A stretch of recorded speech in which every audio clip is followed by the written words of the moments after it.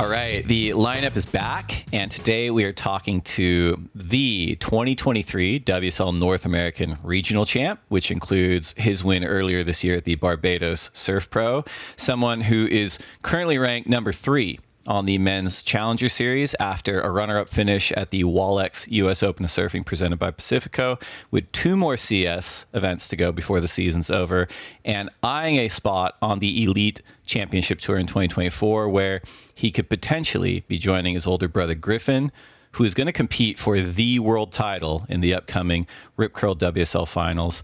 San Clemente's very own Crosby Colapinto. Crosby, thank you so much for joining us today. Yeah, Dave. So, thank you. Now, I understand you've been doing a bit of traveling, and so we really appreciate you making the time. But well, first things first, how are you doing? Where are you today? Who are you hanging out with? I'm doing great. I just got back from Indo yesterday, and I just jumped straight into the mix. Had a little golf session with Griffin and a couple other buddies. So I'm happy to be home, and I'm looking forward to these next couple of weeks of just like watching Griffin prepare for the Final 5. It's pretty exciting. So I'm assuming you, as an up-and-coming, professional surfer, you got a bevy of sponsors. Indonesia, what is that? Explain that for the listeners, because obviously it's a mecca for professional surfers. You can get a lot done. Are you out there training? Are you out there getting video parts? What was the purpose of this particular trip? Yeah, it was. It's nice because we have like a month and a half break for before the next challenger. So it was kind of like Cade, Jet, Cole, Brody Sale, myself. We all went out there kind of just to get clips and work on our surfing. And it was kind of a perfect time to just go on a surf trip and kind of like freshen up our surfing, because, when you're getting that contest mode, you kind of get like stuck in surfing in contest mode a lot around the contest. So it was nice to just like go on a free surf trip and just like send yourself on sections and go for airs and not really like try to focus on like putting together a wave and just trying to like land airs and work on new turns that, will look good on the tour potentially when you make it. So kind of just going on a trip just to like kind of free your surfing up and work on stuff. And then we're also filming for like a movie that Brother's been working on with all the San Clemente guys. It's going to be like a 2% movie. So kind of just going there and trying to get clips for that was like kind of the whole reason. And we surfed for like 10 days straight, blew ourselves out, just like so sunburnt. My lip felt like it was falling off. I'm curious too, like, because transitioning from that environment where it's warm water, the waves are good, you're pushing yourself. I think a lot of surfers, they feel like their surfing gets so sharp when they have those kinds of trips. And then they come home, and even sort of speaking personally, it's like, oh, I want to see how I'm surfing like at home, like right now, like day one. Other surfers are like, it's a huge shift. I need to kind of calibrate for a few days before I get back in the routine. How do you kind of treat that? How have you treated it this trip? Are you just straight back out in the water the day you get home, or do you need a little bit of time to process the change? Yeah, I think I'm kind of cruising because we surf so much now. I'm home, and we have like, I told myself I'm probably not going to surf for like 5 days and just kind of like let my body rest. And then I went like I landed in the morning yesterday, and I went like straight into golfing, and I kind of blew my back out yesterday. So yeah, I'm just going to be resting for the next couple of days. But it's definitely cool, like when you go on a trip like that and you go surf waves that are kind of a lot different from California, because California is so like slopey and mushy, and especially Lowers is such a like a playful wave, and over there it's kind of more like heavier water, like deeper ocean kind of vibes.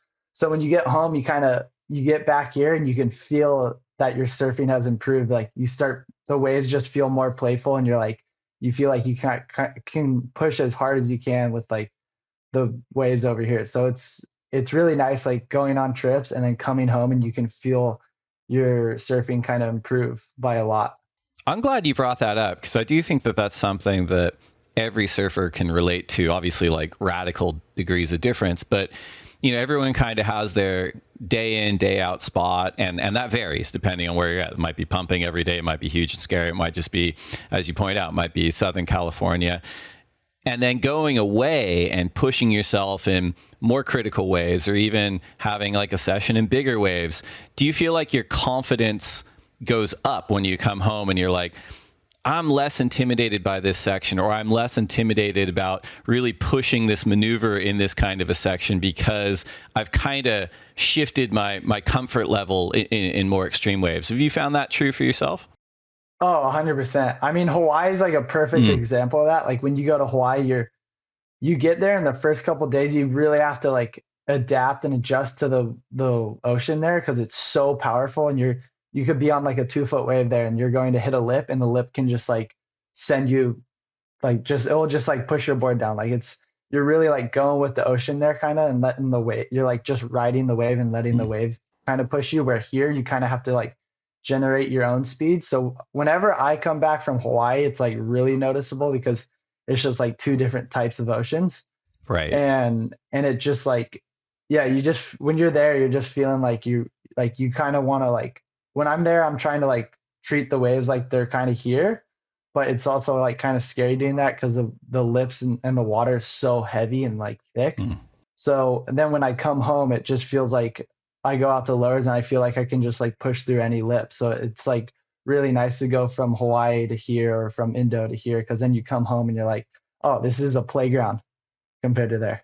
Does anything translate the other way? Like, is there any advantages for you, surfing at home, T Street or the other beach breaks or Lower Trestles, and then you go to Hawaii? Do you think there's any advantage? Like maybe you just kind of get those technical aspects of your surfing ironed out in a relatively safe environment, and then you can apply that to bigger waves. I'm not sure if it does. I'm just curious if you find advantages of, growing up and surfing in San Clemente and then applying that to somewhere like Hawaii.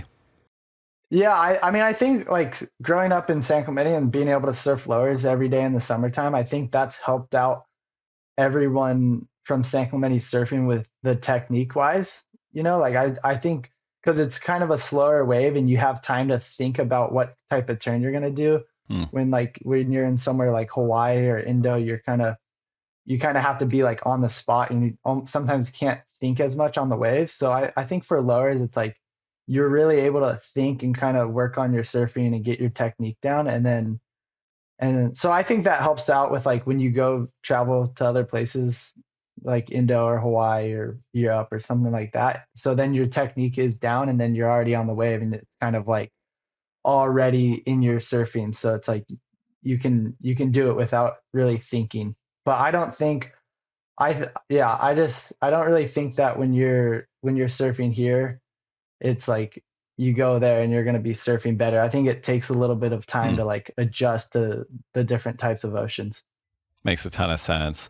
Well, 2023 has been a huge year for San Clemente. It's been a huge year for the Colapinto brothers. We're going to dive deeper into your year here in the next segment. But you brought up your brother, Griffin. He finished the regular CT season ranked number 2 in the world, and he's heading into the Rip Curl WSL Finals this coming week at Lower Trestles.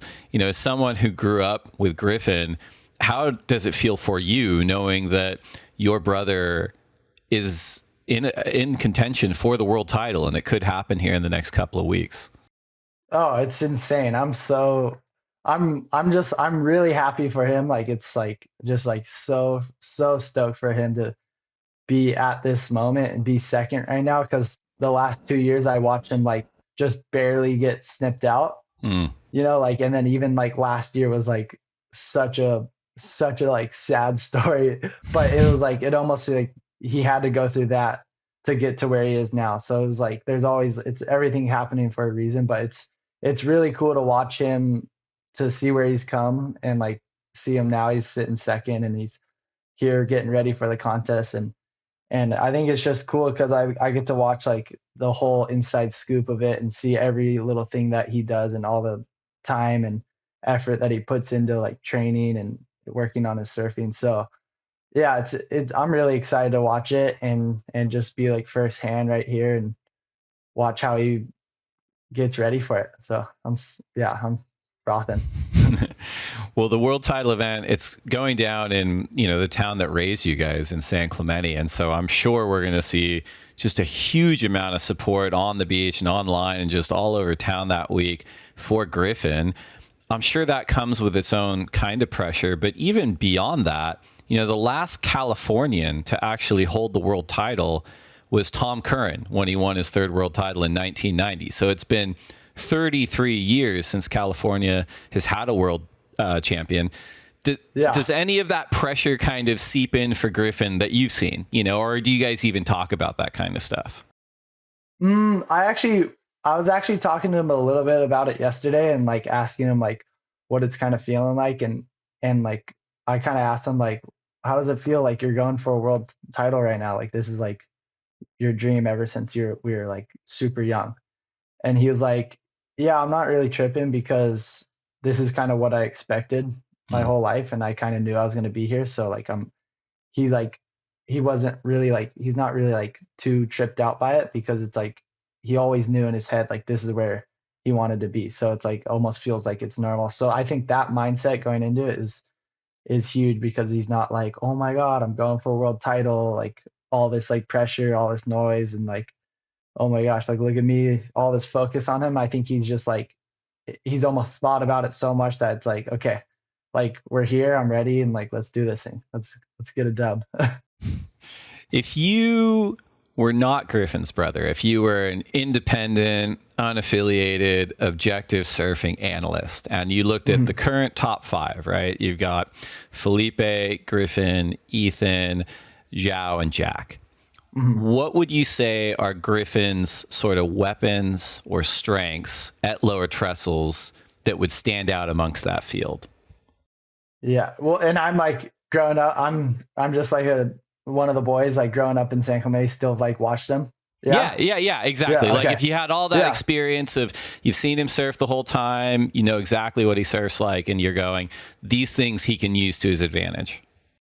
I would be like, holy shit, this guy might win a world title. Like this guy's, I think that if anyone is going to beat Philippe, like I think it could be Griffin. I'm not just saying that because he's my brother, like from another standpoint, but I've seen him surf lowers and like I think that he's personally one of the better surfers to surf lowers. Like his approach to it and his lines, like some of the clips that I've seen him surf out there and watching him in person, it's just like he has like a whole different approach to the wave than anyone else, like I feel, and then he can do radical maneuvers on like critical parts of the wave and do stuff that he'll do like crazy airs and land and like go with speed. And I think like him and Philippe are both like that gnarly and both at that like same level, and I think Griffin's just grown up surfing the wave. So it's like, it's just like he could close his eyes and surf the wave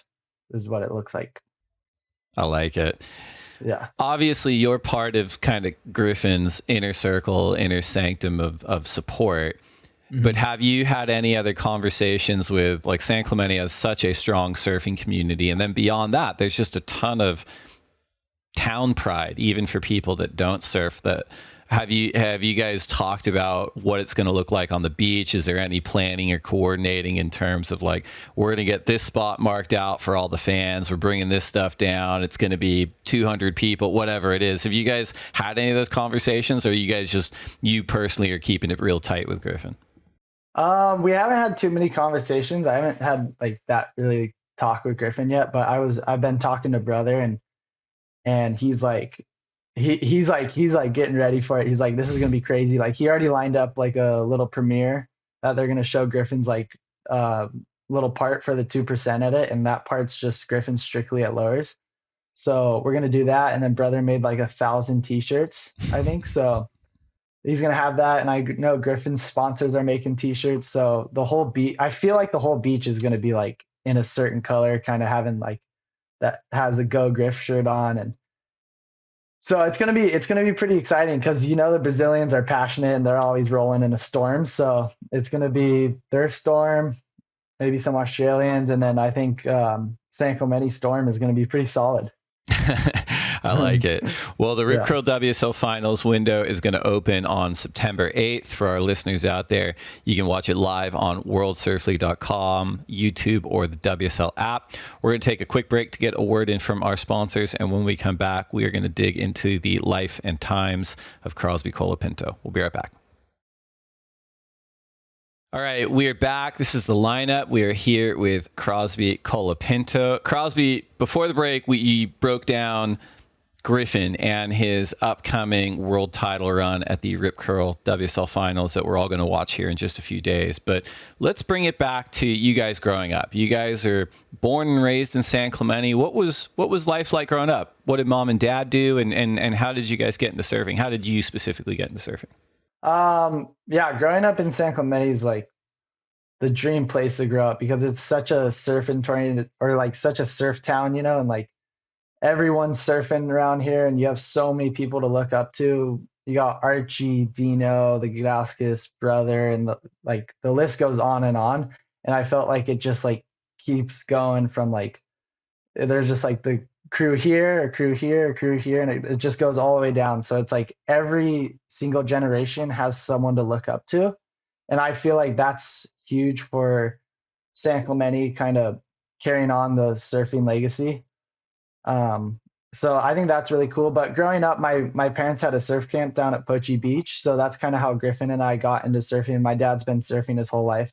So yeah, just going to the surf camp every day in the summertime and just being down at the beach all day, just being full beach rats has really like led us into surfing. And then my mom's always been kind of like, she's not really a surfer, but she's always had like she's pretty smart with how she thinks. And she's always been able to kind of like tell us to work. Like she's always been able to watch surfing and watch our surfing and tell us to like work on things.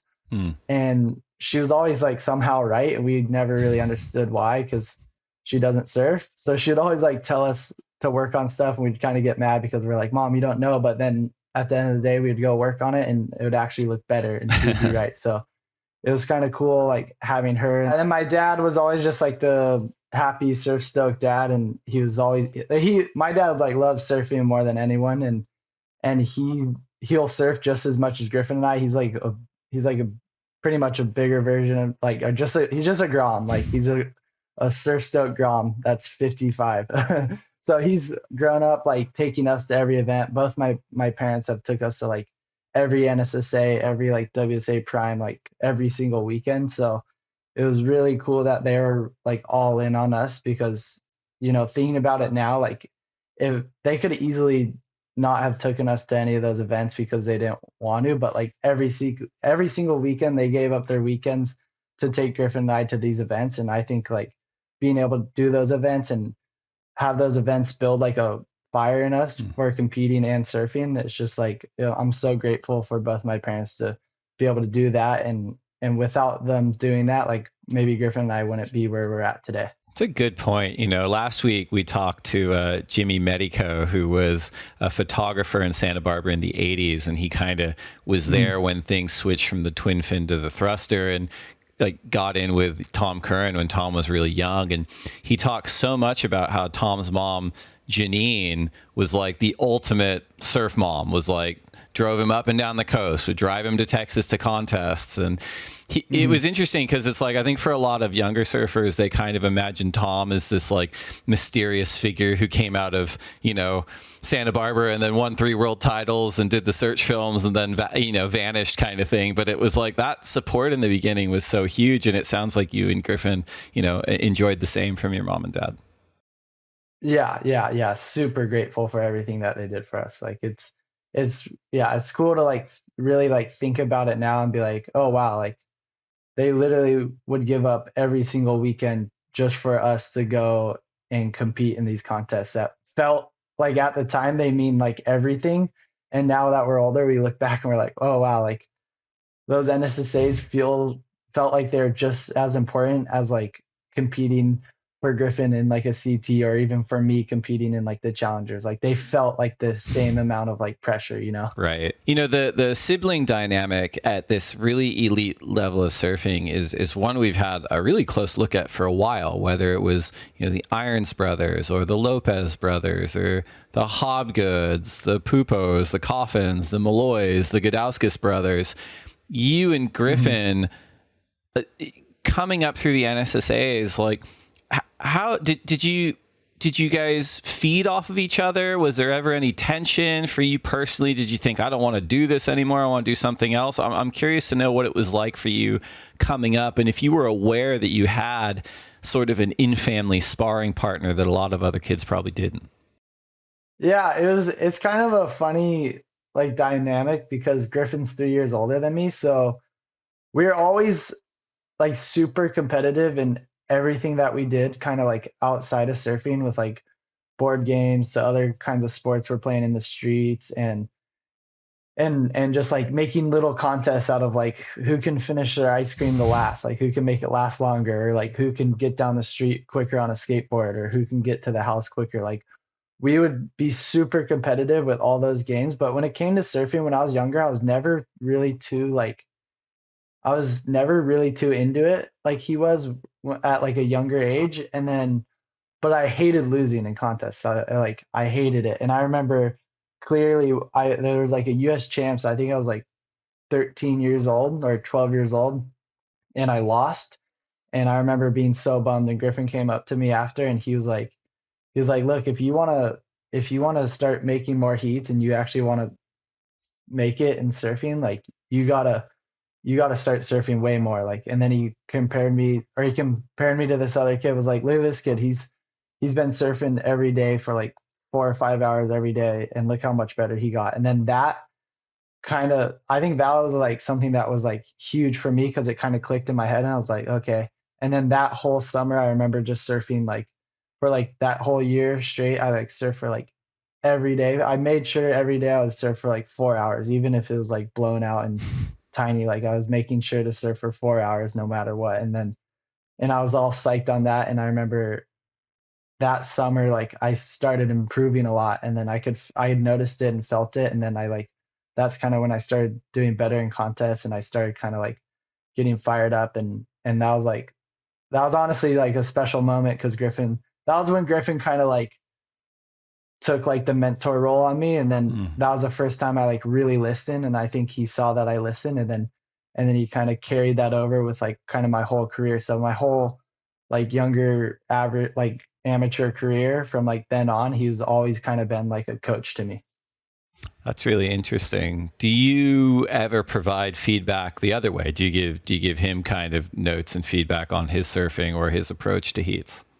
Yeah, it's funny now because it's like it's that 3 years like apart. So I'm never really like, he always kind of knows more than me. But now that I'm getting older and I'm kind of starting to come into my own, we kind of just have like feedback with each other. And like if I see something in his surfing, then I'll like tell him, and he's usually telling me everything. And so it's kind of cool. Like now that I'm getting older, I'm kind of like starting to like break things down a little bit more, and like I'll see things my own way and he'll see things his way. So it's kind of cool to have both our opinions, but but it's definitely not like he's telling me more than I would tell him.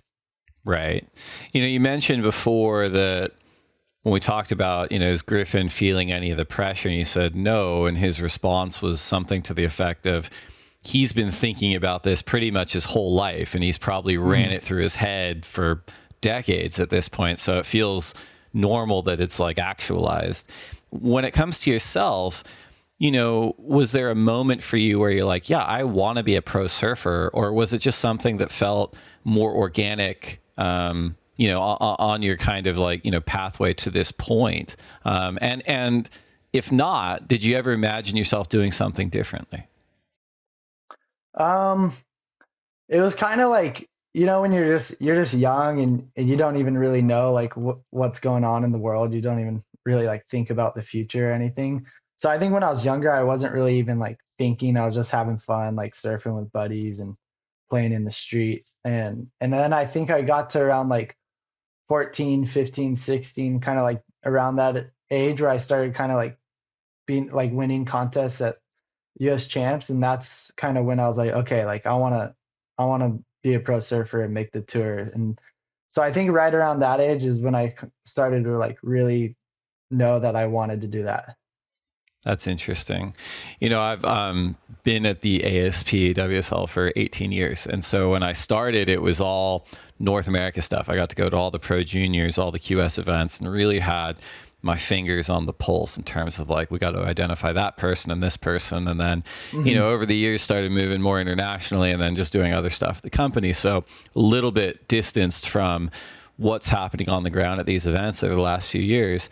And so I would ask, I'm like, well, like, man, especially with the rise of the Brazilian Storm and kind of this resurrection of Australian talent with Ryan and Ethan and Jack and the like, Connor and Liam, on the men's side, I'm like, well, where are the Americans? Who's next? And ask everyone, ask agents and team managers and sponsors and journalists and and not to blow you up, but certainly for the last 3 years, every single person said Crosby Colapinto, Crosby Colapinto, Crosby. You got to wait for Crosby. He's going to be even better than his brother. And as someone who's been doing this for this long, it's like, okay, I'm going to calibrate this a little bit because there's always kind of a sibling bump where it's like, yeah, maybe they're good. Maybe it's just because of the last name or whatever. But you seem like you have delivered in force really with your own surfing. And it feels like your own surfing's taken huge leaps in a really short amount of time, like in the last 2 years, just watching kind of YouTube clips and past contests. What do you think has caused that? Do you think it's like a getting bigger physically? Have you been working on different things, sharpening your boards? And I guess to round all that out, have you noticed your own surfing change kind of radically in the last couple of years? Oh, well, thank you. And I think like I had a real funny like time period because I felt like when I was in pro juniors, my mind was still young and I still wasn't thinking as much as like, and I was still kind of like not that great of a surfer and still people didn't really know me. So I felt like I had nothing to lose kind of. And I started winning pro juniors and I was like, oh, this is sick. And then I hopped on the QS and then I was like kind of getting smoked. And then kind of COVID hit and I was able to go on some free surf trips and brother invited me on that reckless isolation trip. So I got to improve my surfing a lot in those couple of years of COVID. And then I came back into surfing QSs and I just was getting absolutely waxed because I was on like so many, like I just forgot about contests for 2 years and I came back and then I started doing these contests and losing. And then I had all these thoughts and my mind was kind of scrambled and I was kind of just had like, everyone was started to have like expectations out there that I was like going to qualify right away. And then I started like kind of letting those expectations carry on me. And I kind of was making it was like kind of weighing me down a little bit. And it would definitely like play into my head. But so then I kind of I kept losing and I was just thinking like, what's going on? Like, I can't figure out how to make a heat right now. Like, and then I'd work on my surfing when I'd think that I needed to work on something for a contest and still run drills. And then I would go and lose another event. And it was kind of just felt like I was a little bit in a hole and I was just kind of like, what's going on? Like, I'd be in heats that I know for myself, I should be making these heats, but I would just lose because I think my mind wasn't in the right spot. And I think I was letting these expectations of myself kind of like weigh me down a little bit. And then I finally kind of realized like why I was losing so much. And like every time I lost, it felt like there was like something I needed to do, but like, I don't think I was seeing it. And then finally I was like, okay, like I know my surfing's there. My surfing's good enough to make it. And I think maybe the one thing that's holding me back right now is my mental. So kind of like this last year, I've been working with Troy Eckert on kind of mental, and not only just for like contests, but just for life in general. So, and I think as soon as I started doing that and kind of looking at life differently and going into contests with like a calm mind and figuring out what works for me, that's kind of when I started like make heats and that's kind of like just this year I just figured this out and being able to do the regionals and starting to like make heats there is how I kind of was able to like start a formula for what works for me and just working on my mental and just trying to have like a calm state of mind for all these heats. And then it started working out. So now I'm all in on the mental stuff. It's so interesting to hear you talk about that, because surfing, unlike so many other sports, is really unique because, if you're in the NFL or the NBA, the field of play is static. The field and the court, they're the same everywhere you go. So if you're a football player or a basketball player, you can train your body, you can train your mind, and you go in knowing that there's that stability every time you compete. That doesn't exist in surfing. You could be the strongest, fastest, most talented surfer, but if your brain and your body aren't tuned into the rhythms of the ocean, you could still lose. So it's interesting to hear you talk about that with someone like Troy Eckert in your corner. Another group of folks that are in your corner, you've been with Rip Curl for a period of time, and that is a organization that have been around for so long. They've produced so many world champions and so many great free surfers. And it sounds like in your young career already, you've had access to both. Can you talk a little bit about being a part of the Rip Curl program and how that shaped your surfing?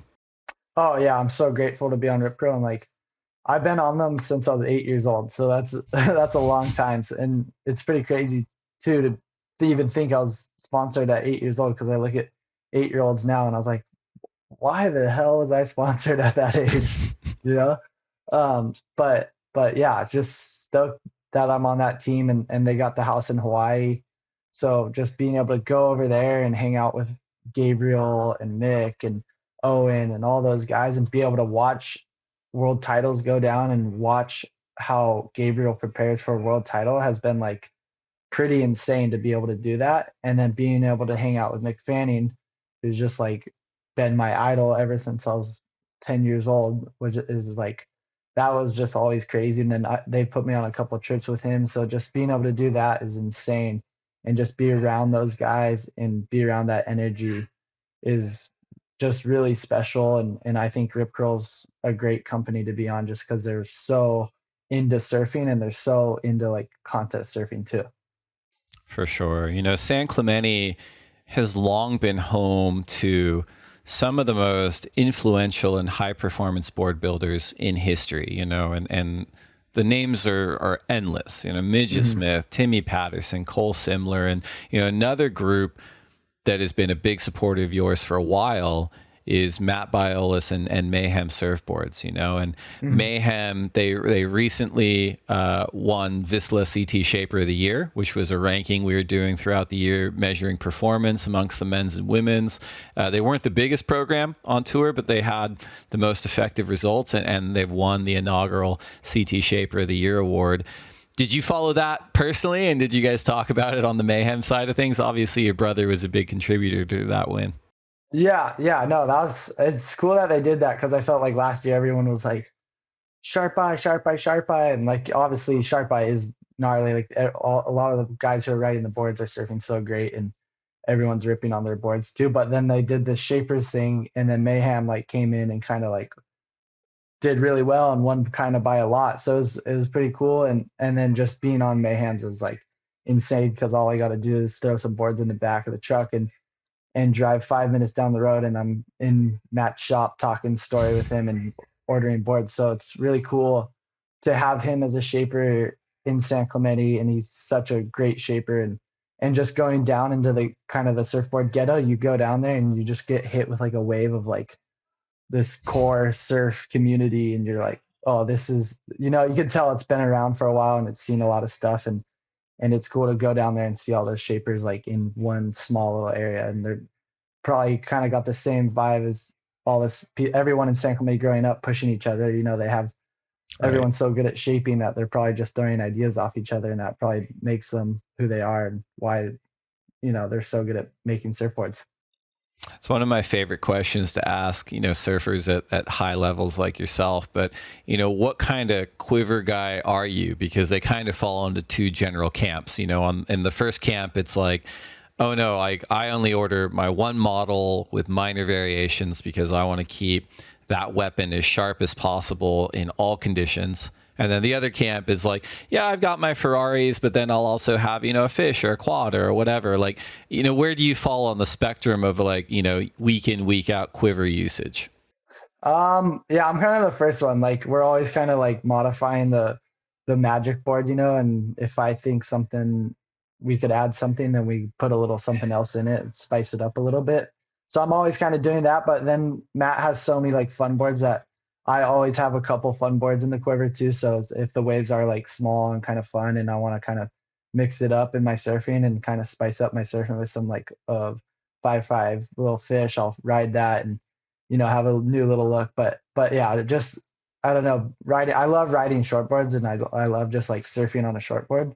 So I'm kind of like, yeah, just sticking to the magic board. Love it. We got a couple more topics to get to, as well as our listener questions. We're going to take one more break to get a word in from our sponsors, and we'll be right back. So a couple of years ago, we went through the tours and competition redesign, right? Where we used to have the CT and then the QS, which had all these different tiers within the QS. And it was a global system. If you wanted to qualify, you could travel all over the world and get an event. Now it's 3 tiers. You have the championship tour, which are the world's best surfers that are competing for the world title. You have now regional qualifying series, where if you're a North American surfer, you stay close to home, you build up your points and your skill set. If you're a South American surfer, the same, Australian surfer, the same, you all stay in your regions. And then each region qualifies a group of surfers to this middle tier, the Challenger Series, which is sort of a fixed schedule, sort of more premium events. It's a set group of surfers. And that's the level that you find yourself at now, and you're trying to finish in the top 10 by the end of the year to qualify for the CT. You mentioned before you might not have dealt with kind of the prior system because of your age and COVID and everything else, but have you thought about just the way it used to be versus the way it is now, and what are your thoughts, good and bad, about the current Challenger Series? Yeah, I've definitely like thought about it, and I think it's pretty good for for like everyone. I think it's great for everyone because like guys in their regions won't have to travel as far to do stuff. So maybe it can help with, maybe if you don't have as much money, you can keep it close in your region and not spend as much. So it's good in that way. And honestly, like I thought coming into it, it was going to be like easier because you're not like surfing against everyone around the world. But going into the regionals, I kind of thought I was going to be able to just like breeze through it. And then the first year, I actually didn't even make it. I came like 13th or 14th or something. I missed out by like 4 spots. I'm like, damn, like this is definitely hard. Like this is hard. Like everyone rips from our region, and then I even look at the other regions. I'm like, everyone's gnarly on those regions too. So it was definitely like that, being able to do those contests. You like, that helped me, that like showed me like, okay, I got to be like on my game at these events. And then that actually it's cool too that you get to do those, and then you're doing a lot of those contests, and then when you get to the challengers, you feel like you're ready because you're like, okay, cool, like I got to just prepare and do these events that are just as gnarly as all the other events and almost like the same as the challengers. And then the challengers, you look at the challengers, you're like, okay, I got my region, and then I got 4 other or 5 or 6 other regions that everyone rips too. So it just prepares you for the challengers, which I think is really great. You've had a really strong year on the challengers already. You kicked off the year with a 3rd at the Boost Mobile Pro Gold Coast, lost to eventual winner Samuel Pupo, and then recently got a runner-up at the U.S. Open, in the final, which Eli Hanneman won. There's 2 more stops on this year's CS. We got Ericeira and Sakurema. Are you thinking every day about potentially qualifying for the championship tour, or is it something you're trying to kind of keep out of your mind as you round the year out and make sure that you finish up in the top 10? Yeah, it's definitely like a thought that's came in like every single day, like probably multiple times a day. But I like it because I'm right there, and I feel like I'm kind of hitting my potential with contest surfing, and I kind of have like a formula that's been working for me. So I'm just excited, and this is like such a special moment to be sitting in this position that I'm in. So I'm just honestly like enjoying it and enjoying this time of kind of being like, oh, I'm right there to qualify. One of the things I think when you look at both yours and your brother's trajectory over the last few years, but something I want to get your take on, as you move into the CT is, you guys grew up in surfing, and San Clemente has such a strong surf town. It's produced a number of championship tour surfers, and in any sport, but I think particularly in surfing, there's the hero worship component, right? Where you're looking up at guys going like, oh my God, like I've been watching this person surf since I was a kid, whether in person or online, and now I have to compete against them. I think if you look at someone like Griffin and his pathway over the last 2 years, it's amazing to see him go, yep, no, I'm now the guy, Mm-hmm. Is that something that you think about just as you're coming up and going, man, I might have to surf against world champs. I might have to get surf against guys that, I burnt the video part out watching it over and over again. And how do you deal with that when you go, well, I'm here to win? Yeah. Yeah. I think that will definitely like factor in, but it's kind of cool because just like going on the challengers, it's kind of prepares you for the CT. And I think I've kind of almost dealt with that for the last like couple of years. I felt like I was kind of like still a Grom coming up and like, oh, these guys been doing it for a little bit and they're like older and they're gnarlier, like, but now I'm kind of hitting that stride where I'm like, okay, like I'm not a Grom anymore. I'm 22.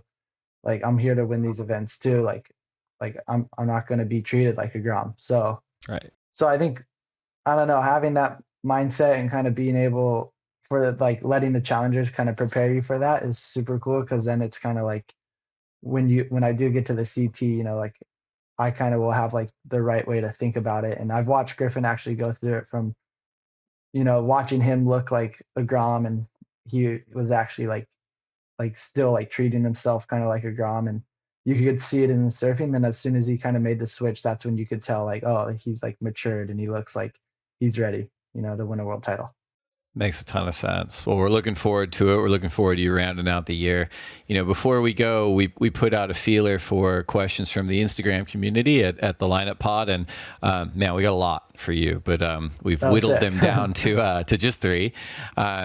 First question is from @k.beachy, who asks, what event on the CT are you looking forward to most? Ooh.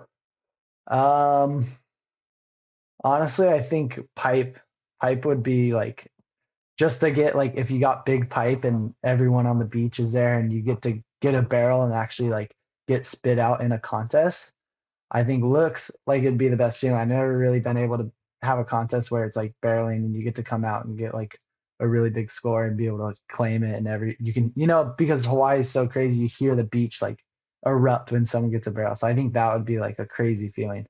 It's a good answer. Next question is from @Trav022, who asks, Crosby, who do you see as your biggest competition next year for the tour? I guess once you're there, like, who do you think's the biggest threat?